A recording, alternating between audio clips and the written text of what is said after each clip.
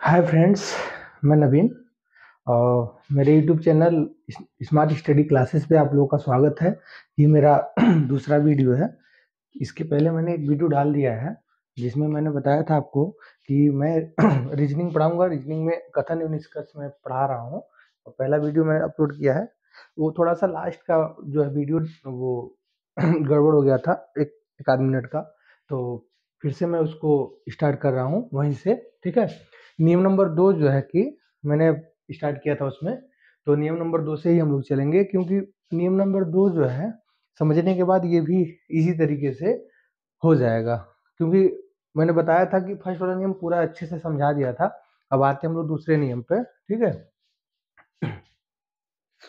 नियम नंबर 2, कथन के जानकारी के अतिरिक्त किसी अन्य बात के बारे में ना सोचें। मैंने बताया था इसके पहले वाली वीडियो में कि कथन जैसे दिया हुआ कोई कथन, तो कथन की जो जानकारी दी रहती है उसी के बारे में हम लोग को सोचना है, उसके अलावा अन्य चीज के बारे में नहीं सोचना है, क्योंकि हम लोग जो दिया हुआ है नियम बता रहा है कि कथन की जानकारी के अतिरिक्त किसी अन्य बात के बारे में ना सोचें। ठीक है।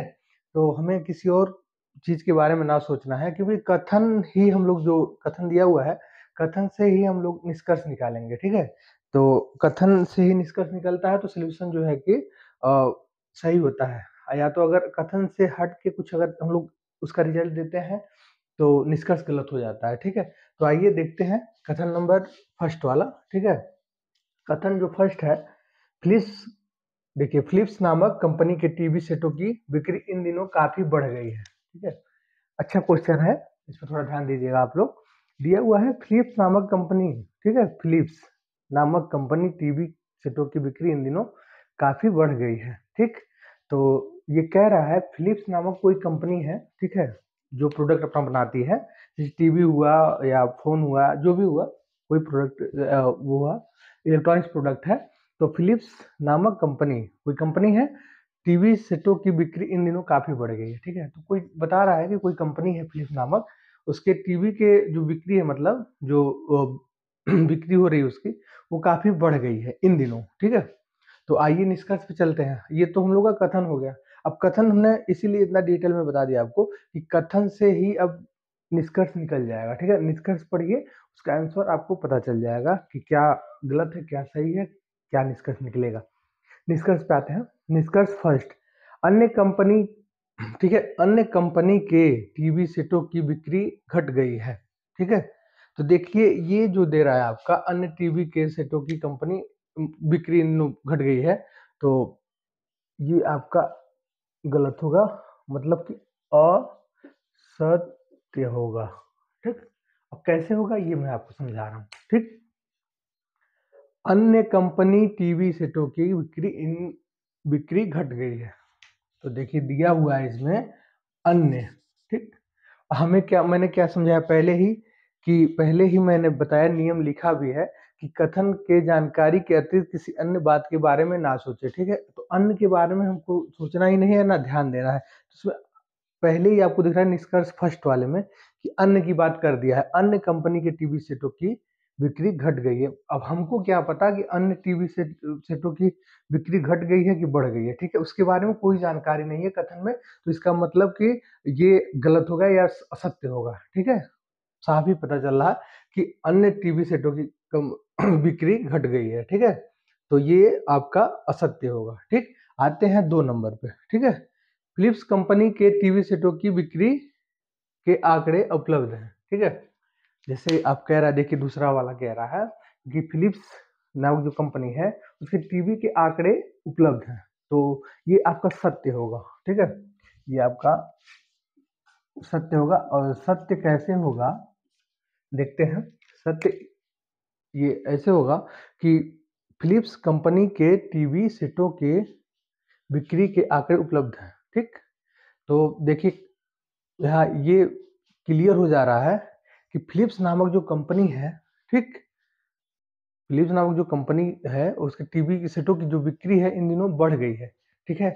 तो आंकड़े तभी उपलब्ध होंगे, क्यों सत्य है, आंकड़े तभी उपलब्ध होंगे जब उसके बारे में जानकारी होगी। तो जानकारी तो हमें है कि इसमें सेटों की बिक्री की इन दिनों काफ़ी बढ़ गई है, बढ़ेगी या घटेगी, तो इससे क्लियर हो जाता है कि ये अगर ये दिया हुआ है कि फिलिप्स नामक कंपनी के टीवी सेटों की बिक्री इन दिनों काफ़ी बढ़ गई है, तो इसका मतलब कि उसके आंकड़े पर्याप्त हैं, मतलब या उपलब्ध हैं। ठीक है, आंकड़े हैं तभी तो हम अंदाजा लगा पा रहे हैं कि फिलिप्स नामक कंपनी जो है उसकी टीवी सेटों की बिक्री इन दिनों बढ़ गई है या घट गई है। ठीक है, तो इसमें दिया हुआ बढ़ गई है, इसका मतलब फिलिप्स कंपनी की टीवी सेटों की बिक्री के आंकड़े उपलब्ध हैं। ठीक है, उपलब्ध है तभी तो हम अंदाजा लगा पा रहे हैं कि हाँ बिक्री इन दिनों बढ़ गई होगी, तो ये सत्य होगा। तो आते हैं इन दोनों का मतलब क्या जो निष्कर्ष निकलता है कथन नंबर फर्स्ट का। हाँ, एग्जाम्पल इसको बोल सकते हैं, एग्जाम्पल मैं बताया कि एग्जाम्पल भी बोलते हैं। कथन नंबर फर्स्ट का जो है वो जो निष्कर्ष निकलेगा वो निकलेगा आपका, देखिए हल जो दिया हुआ है, पहला तो असत्य हो गया, दूसरा वाले का क्या सत्य है, तो इसका निकलेगा यदि केवल निष्कर्ष दो निकलता है। ठीक है, यदि केवल निष्कर्ष दो निकलता है। ठीक, अब आते हैं इसके आगे कथन दूसरे पे, भाग्य बहादुरों का साथ देता है। ठीक है, भाग्य बहादुरों का साथ देता है। ठीक, तो मैंने आपको कथन बता दिया कि जो कथन दिया हुआ है भाग्य बहादुरों का साथ देता है, तो सही बात है ये कि भाग्य बहादुरों का साथ देता है। अब इसी के ऊपर मतलब इसी पे हम लोग निष्कर्ष निकालेंगे, जैसे फर्स्ट और सेकंड निष्कर्ष दिया है। तो देखिए फर्स्ट वाला क्या कह रहा है, फर्स्ट वाला कह रहा है हम लोगों का कि खतरा उठाने वाले लोगों की सफलता के अवसर अधिक हैं। ठीक है, तो सही बात है कि क्योंकि जो मतलब बहादुर होते हैं, ठीक है, वही खतरा उठाते हैं। ठीक, मैं अपने तरीके से आपको समझा रहा हूँ, जो बहादुर होते हैं वही खतरा उठाते हैं। ठीक है, तो खतरा उठाने वाले लोगों की सफलता के अवसर अधिक होते हैं, तो ये सही है, सत्य है। ठीक है, ये सत्य है फर्स्ट वाला, खतरा उठाने वाले लोगों की सफलता के अवसर अधिक है। ठीक, सत्य है। दूसरा आइए देखा जाए, कायर कभी भाग्यशाली नहीं होते। ठीक है, तो इसमें दिया हुआ है कि कायर कभी भाग्यशाली नहीं होते। ठीक, तो इस हिसाब से हम देखेंगे कि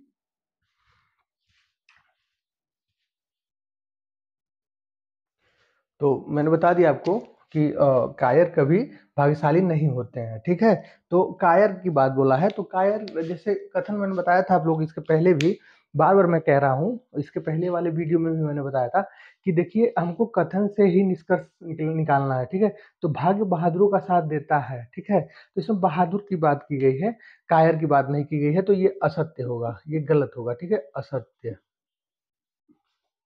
ठीक है, क्योंकि इसमें आपको कायर की बात, कायर कभी भाग्यशाली नहीं होते हैं, तो कायर की बात ही नहीं की गई है, बस वो बहादुरों की बात की गई थी, तो फर्स्ट वाला ही सत्य होगा।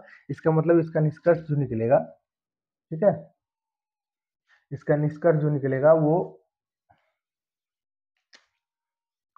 फर्स्ट वाला, यदि केवल निष्कर्ष एक निकलता है। ठीक है, हाँ, अब आते हैं हम लोग इसके आगे। ठीक है, नियम नंबर 3 पे।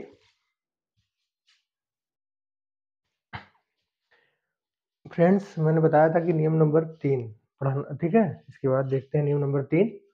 नियम नंबर 3 में कह रहा है प्रचार या विज्ञापन से संबंधित कथनों को।